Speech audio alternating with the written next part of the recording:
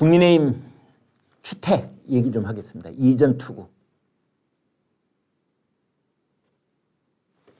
30대 젊은 당대표하고 국민의힘의 최다선 5선 의원인 정진석 국회 부의장하고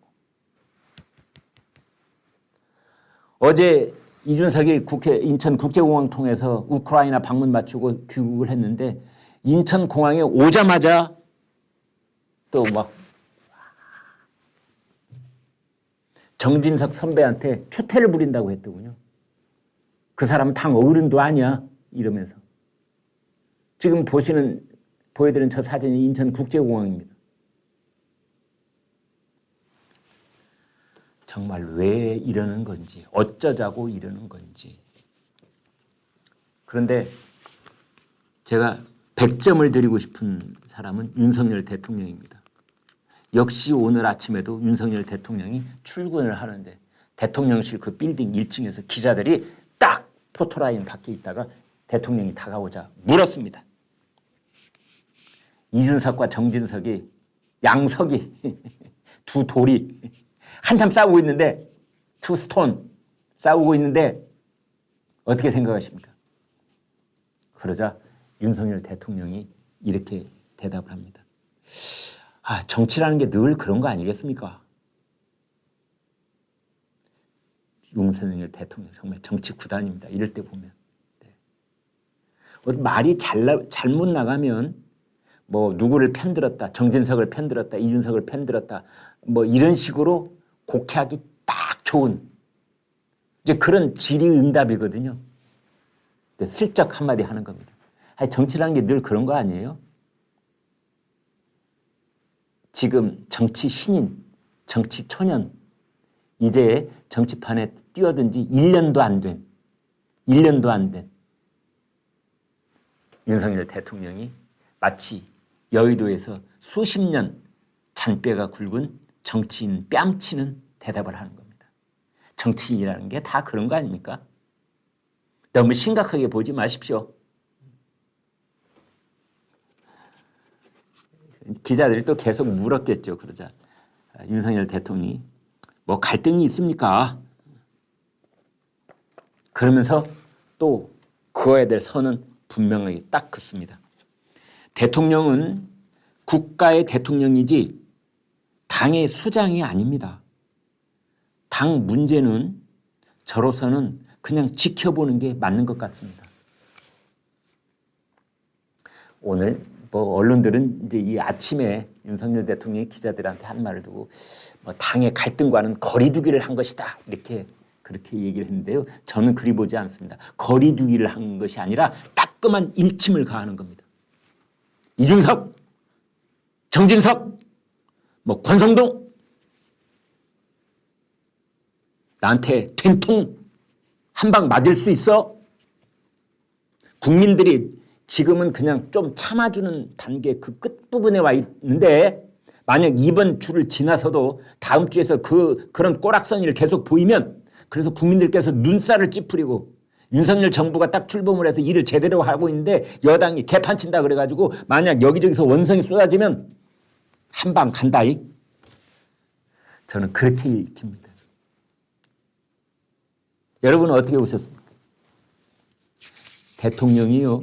할 수 있는 일이 굉장히 많습니다. 대통령이 정부 여당을 압박할 수 있는 카드는 무궁무진합니다.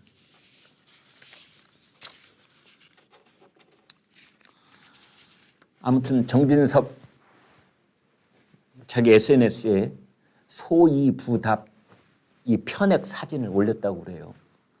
소, 웃을 소, 이, 부답, 뭐 웃지만 대답하지 않겠다. 그러니까 이준석이 어제 귀국을 하면서 뭐 추태를 부리고 있다. 정진석 선배가 그런 얘기를 하자. 아휴, 내 웃음아. 아유, 내 어떻게 너한테 일일이 대응하겠니? 이런 식의 25살 많은 선배. 아유, 사람들이 나한테 그러더라. 너하고 일일이 대응하지 말라더라. 이제 어쩌면 이런 분위기를 이제 하는 거죠. 이준석 대표가 했던 얘기 조금만 소개해드리면 이렇습니다. 하필이면 제가 외국을 방문하고 있을 때 사실관계도 맞지 않고 공격적인 언사로 당 대표에 대해서 공격한 시도가 이유가 뭔지는 아마 보시는 국민들이 잘 알 것이라고 생각합니다. 애초 정진석 부의장이 적시한 내용 그 자체가 허위입니다. 저희 방문단은 외교부 실무자들이 다수 동행했습니다. 그렇기 때문에 어쩌고 저쩌고 이렇게. 왜 그런 말이 있었지요? 말 많은 사람이 진 거다. 근데 아무튼 쭉 이게 다 돼 있습니다. 예. 아이고 제가 보니까 한참 길어요. 네, 이거 달리 여러분께 소개해 드릴 필요도 없을 것 같습니다.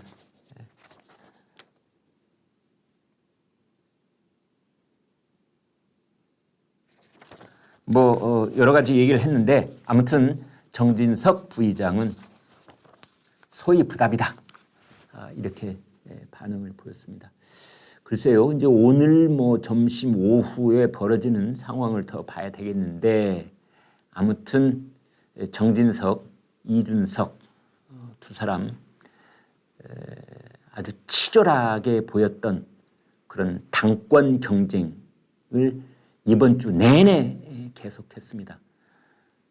정치란 늘 그런 것이지요, 라고 저희 국민들이나 저희 시청자들께서도 그렇게 생각하시는 분들도 계실 거고 또 어떤 시청자들께서는 이 사람들 회초리 좀 맞아야 되겠구만, 국민들의 따가운 회초리를 좀 맞아야 되겠어, 이런 분들도 있고 특히 정진석 국회 부의장보다는 이준석 당대표에 대해서 저희 시청자들께서 호불호가 완전히 갈리시더라고요.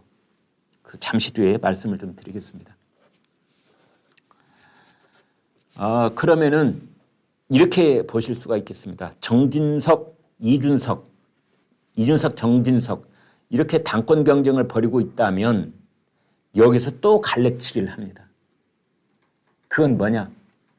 권성동과 장제원.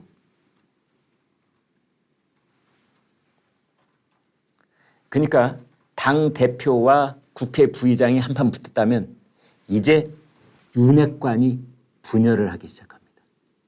세포 분열을 하는 것처럼. 왜? 선거가 끝났기 때문에. 왜? 앞으로 2년 동안 선거가 없기 때문에. 싸울 일 있으면 지금 싸워야 됩니다. 선거가 코앞일 때 싸우면은 아주 치명상을 입을 수 있거든요. 지금 2년 동안 아무 선거 없다. 이때 좋다. 한번 싸우자. 뭘 놓고? 당권을 놓고. 뭘 놓고? 잠재적인 대권을 놓고. 대통령 당선인 비서실장을 했던 장제원, 중동 어디 특사로도 다녀오고 그랬더군요. 장제원 의원이 이제 주축이 돼서 3선입니다. 장제원은 3선. 그러니까 자기보다 나이가 많더라도 초선, 재선들을 모아가지고 자, 내가 3선 내가 좌장할 테니 초선, 재선들 윤석열 대통령하고 호흡을 같이 하고 싶은 사람 다 모이소. 30명이 모였답니다.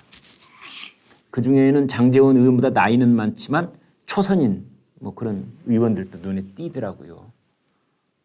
이제 그래서 그 모임 이름이 민들레.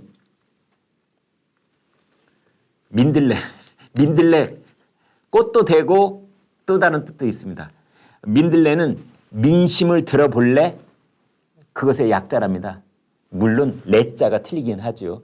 민심을 들어볼래 하면 아이, 민들레는 어이. 또 여러분 민들레 씨앗은 이렇게 바람이 불면 아주 멀리까지 이렇게 날아갑니다. 그래서 그렇게 민들레 씨앗처럼 곳곳에 이제 가서 민심을 파악해 본다. 말은 번지르르 하죠. 네.